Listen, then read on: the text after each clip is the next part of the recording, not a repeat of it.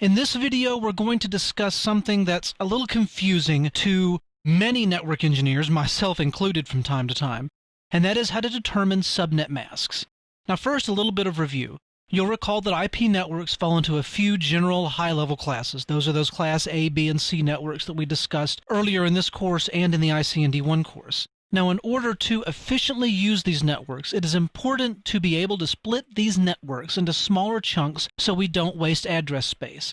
Now, this ability to split networks up is not really a huge deal in the RFC 1918 private IP address space, since most networks have IP addresses to spare. I mean, come on, you've got an entire Class A network that's got something upwards of 16 million IP addresses in it. Certainly you can find something in there.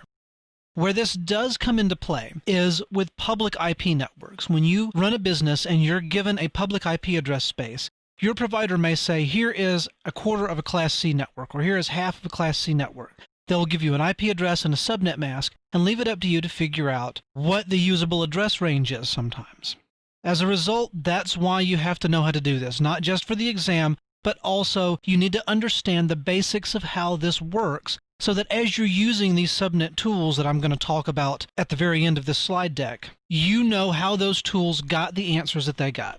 Now you'll recall we mentioned this in the IC&D1 exam. We get a lot more in-depth with this here in the IC&D2 exam, and if you proceed forward into the CCNP routing and switching, you'll really touch on this heavily in the CCNP route exam. So as with many things in the networking world, I'm just going to show you how to figure this up using a couple of examples.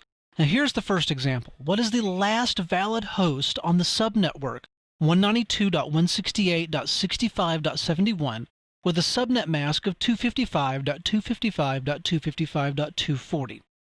Now the first thing you'll need to memorize, if you will, is this binary number chart. To those of you that have some experience with mathematics, this won't be a big deal. To those of you like myself who barely made it through advanced calculus in high school, this might prove to be a little taxing after all these years. But you have to know at the very base how to convert a number from decimal to binary. So let's take this IP address that we have here, 192.168.65.71. The way we do this conversion is we start at the very left of the binary number chart and we put a 1 in every column that would add up to 192. So the easiest way to do this, at least in my opinion, is just to start at 128. Well, is the number we're looking for above 128? It is above 128, so this highest bit will be turned on, this 128 bit.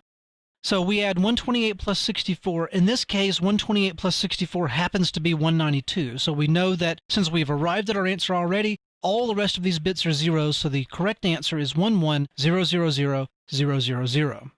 So let's look at 168. Well, again, the number is above 128, so we leave that bit on. 128 plus 64 we already know is 192, so that's too high, so this bit is a 0.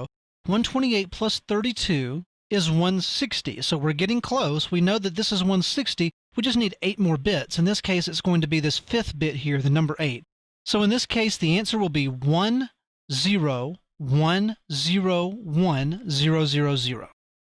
The next number is 65. That's obviously 64 plus 1. So the correct answer is 01000001.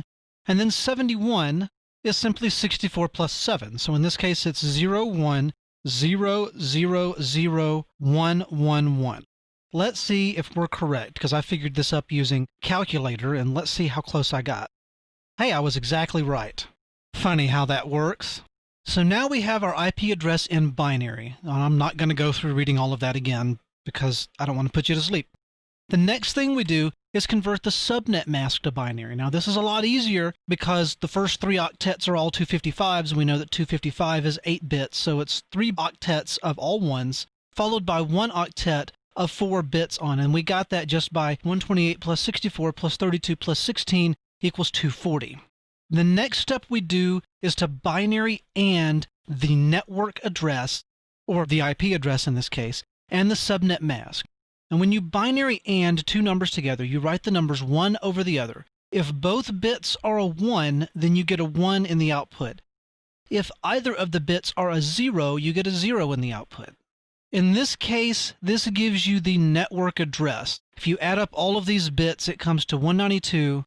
192.168.65.64. So that's the network address. You convert the host portion, the last 4 bits here that you got from the subnet mask, to all ones to get the all ones address or the broadcast address. In this case, it gives you 192.168.65.79.